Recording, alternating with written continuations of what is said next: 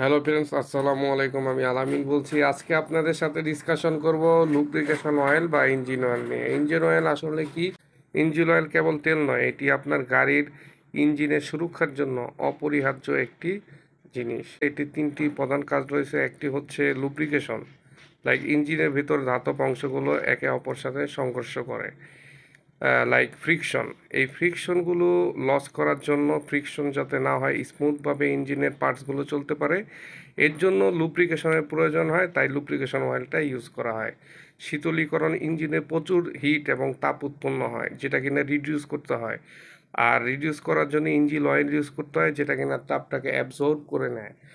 পরিষ্কার রাখা, ইঞ্জিনের ধুলো বা কার্বন ডিপোজিট হয়, এই কার্বন ডিপোজিট যাতে ইঞ্জিনের বিভিন্ন অংশে লেগে ময়লা না জমা হতে পারে, এর জন্য ইঞ্জিন অয়েল ইউজ করা হয়।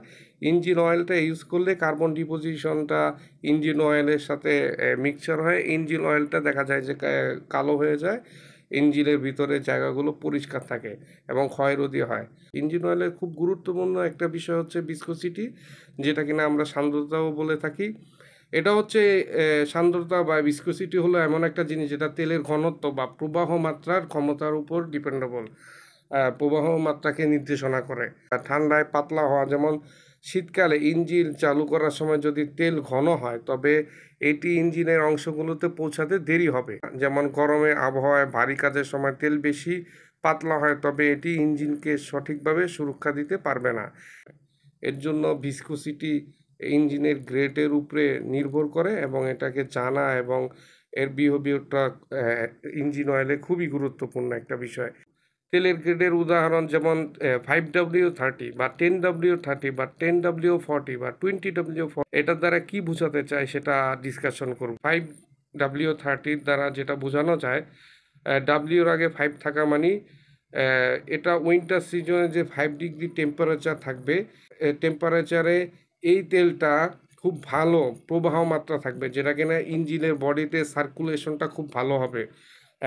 ঠান্ডায় এটা বসে যাবে না, এটা তখন খুব ভালোভাবে কাজ করবে। এবং 5W30 মানে ডাব্লিউর পরে যে 30টা আছে, সেই 30 দ্বারা নির্দেশনা করে যখন কিনা অত্যন্ত গরম থাকে, গরম সিজন, 30 ডিগ্রি টেম্পারেচার, তখন এই তেলের ঘনত্ব, পুরুত্ব এবং ডেনসিটি কেমন হবে। এটা কি পাতলা হয়ে যাবে খুব বেশি, নাকি তখন আরও বেশি এই 30 ডিগ্রিতে খুব ভালোভাবে চলবে, সেটাই ডিনোটেট করে।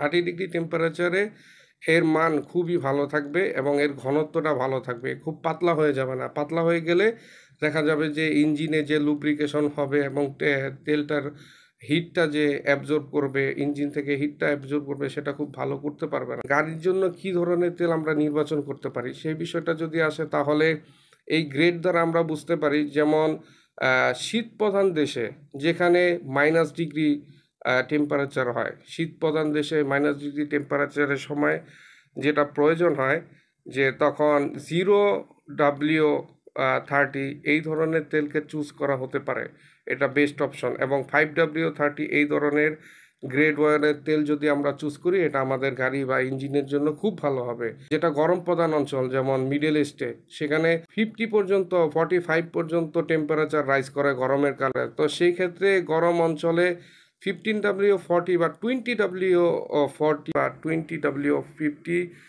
এই ধরনের গ্রেড অয়েলগুলো খুবই বেশি কার্যকারিতা হয়ে থাকে। ড্রাইভিং স্টাইল, যেমন ড্রাইভিং স্টাইলের উপরে অনেকের ডিপেন্ডেবল। যেমন কেউ ড্রাইভিং করে খুব ম্যানুয়ালি, হ্যাঁ, খুব ভালোভাবে ড্রাইভিং করে, রাফলি ড্রাইভিং করে না, তাদের জন্য নর্মাল যেই তেলগুলো আছে এগুলো রিকমেন্ডেড হয়ে থাকে। আর যারা হেভি লোডেড গাড়ি চালায়, খুব লোডের গাড়িগুলো লাগে এবং রাফ ড্রাইভ এবং রেসিং কারের জন্য একটু ঘন তেল হলে ইঞ্জিনের জন্য সুরক্ষাতে খুব ভালো সার্ভিস পাওয়া যায়।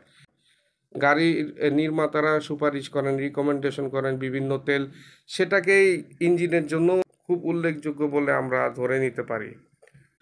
ইঞ্জিন অয়েলের মধ্যে দুইটা আলাদা আলাদা বিষয় আছে, দুইটা আলাদা আলাদা ভাগ আছে। যেমন ইঞ্জিন অয়েলকে সাধারণত মূলত দুইটি প্রকারে বিভক্ত করা যায়। একটা হচ্ছে মিনারেল বা লিকুইড অয়েল, আর একটা হচ্ছে সিনথেটিক অয়েল। এদের মধ্যে পার্থক্য হচ্ছে, যেমন লিকুইড অয়েল বা মিনারেল অয়েল মূলত প্রাকৃতিকভাবে পাওয়া অপরিশোধিত তেল থেকেই ক্রুড অয়েল থেকে এটা তৈরি পাওয়া যায়। এটার মধ্যে খুব বেশি অ্যাডিটিভ ইউজ করে না, এটা সাধারণ তেলের মতোই।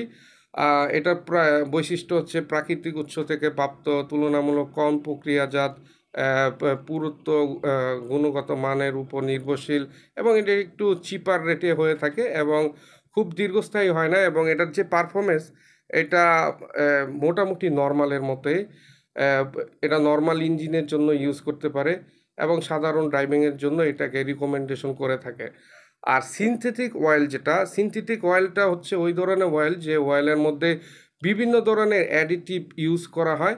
অ্যাডিটিভ ইউজ করে এটাকে কৃত্রিমভাবে এটার যে রাসায়নিক প্রক্রিয়ার মাধ্যমে বিশেষ উপাদান দিয়ে এটাকে আপগ্রেডেড করা হয়, যার কারণে এটার পারফরমেন্সটাও অনেক বেশি পাওয়া যায়। যেমন উচ্চ প্রযুক্তিতে এটা প্রক্রিয়াজাত, তাপমাত্রা বেশি স্থিতিশীল এটা পাওয়া যায়, বেশি তাপমাত্রা অ্যাবজর্ব করতে পারে এবং আবহাওয়া চরম হলেও যে কোনো কন্ডিশনে এটাকে খুব ভালো পারফরমেন্স দেয়। কম ঘর্ষণ ও মসৃণ অপারেশনে প্রদান করে, বেশি সময় পর্যন্ত কার্যকর থাকে, ফলে তেলের পরিবর্তনের প্রয়োজন কম হয়, তুলনামূলকভাবে একটু ব্যয়বহুল হয়ে থাকে যেহেতু এটার মধ্যে অ্যাডিটিভ ইউজ করা হয় সিনথেটিক এর জন্য। আধুনিক ও উচ্চ ক্ষমতা সম্পন্ন ইঞ্জিনে ব্যবহৃত হয়।